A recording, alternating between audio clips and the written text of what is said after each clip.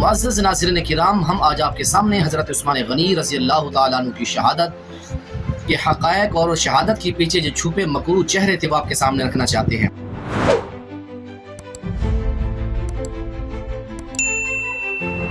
نبی مکرم صلی اللہ علیہ وسلم، حضرت ابوبکر اور حضرت عمر فاروق، ان تمام ادوار کے اندر جزیرہ عرب سے یہود کو بے دخل کر کے نکال دیا گیا تھا۔ یہود کے دل میں یہ دشمنی چھپی ہوئی تھی کہ ہم اسلام کے اوپر وار کریں۔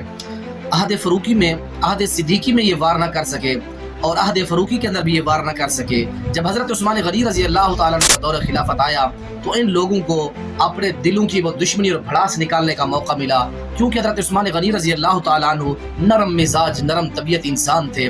تو ان ظالموں نے جو سازشیں رچی کچھ اس طرح ہیں، اس سب جو ہے سازش کے پیچھے جو سب سے بڑا ہاتھ تھا وہ ایک بہت بڑا مکروہ چہرہ ہے۔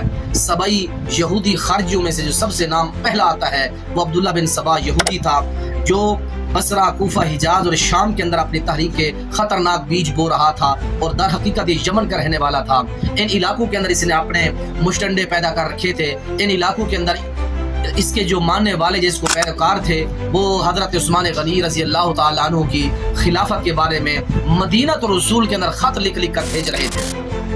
کبھی خط بصرہ سے آ رہا ہے، کبھی کوفہ سے آ رہا ہے، کبھی کس علاقے سے اور کبھی کس صوبے سے، اور اس کے اندر کیا کہا جا رہا ہے کہ حضرت عثمان غنی رضی اللہ تعالیٰ عنہ کے عمال اور امراء ہمارے اوپر ظلم اور تشدد اور بربریت کر رہے ہیں۔ یہ مختلف صحابہ کے نام کے اوپر خط آ رہے ہیں۔ صحابہ کرام رضوان اللہ تعالیٰ علیہ مجمعین نے حضرت عثمان غنی رضی اللہ تعالیٰ عنہ سے گزارش کی کہ ہے امیر المومنین، اس طرح ہمارے نام کے اوپر خطوط آ رہے ہیں، کیا آپ کو بھی کسی بات کا علم ہے؟ حضرت عثمان غنی رضی اللہ تعالیٰ عنہ فرمایا واللہ مجھے کسی بات کا علم نہیں ہے۔ تو فرمایا امیر المومنین، یہ خطوط جو ہے مختلف صوبوں سے آ رہے ہیں کہ آپ کے عمال عوام الناس رعایا کے اوپر ظلم اور تشدد کر رہے ہیں۔ تو مشاورت ہوئی حضرت عثمان اور صحابہ رضی اللہ عنہم کے درمیان کہ اس کا حل کیا نکالا جائے۔ تو یہ طے پایا کہ تمام صوبوں کے اندر اپنے سفراء بھیج کر تحقیقات کی جائے، آیا کہ یہ حق ہے یا یہ جھوٹ ہے، یہ خط جو ہے حق پر مبنی ہے یا کسی نے جھوٹ لے کر بھیجا ہے۔ تو اسی طرح پھر حضرت محمد بن مسلمہ کو کوفہ کی طرف روانہ کیا گیا، حضرت اسامہ بن زید رضی اللہ تعالیٰ عنہ کو بصرہ کی طرف روانہ کیا گیا، حضرت عمار بن یاسر رضی اللہ تعالیٰ عنہ کو مصر روانہ کیا گیا۔ یہ تین صحابی تحقیقات کے لیے ان مختلف صوبوں کے اندر جاتے ہیں، جا کر تحقیق کرتے ہیں۔ کسی صوبے سے بھی کسی عمار اور کسی جو ہے حکمران کی طرف سے عوام کے اوپر ظلم اور بربریت و تشدد کا ایک بھی ثبوت نہ ملا، کوئی شہادت نہ ملی۔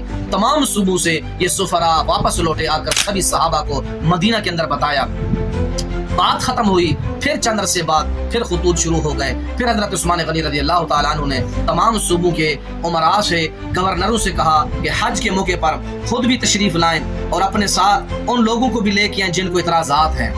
تو حج کا موقع ہے، حج کے موقع کے اوپر عبداللہ بن عامر یہ بصرہ سے تشریف لائے، عبداللہ بن سعد یہ مصر سے تشریف لائے، اور معاویہ بن ابی سفیان رضی اللہ تعالیٰ عنہ شام سے تشریف لائے، اور سعد بن ابی العاص رضی اللہ تعالیٰ عنہ یہ کوفہ سے تشریف لائے۔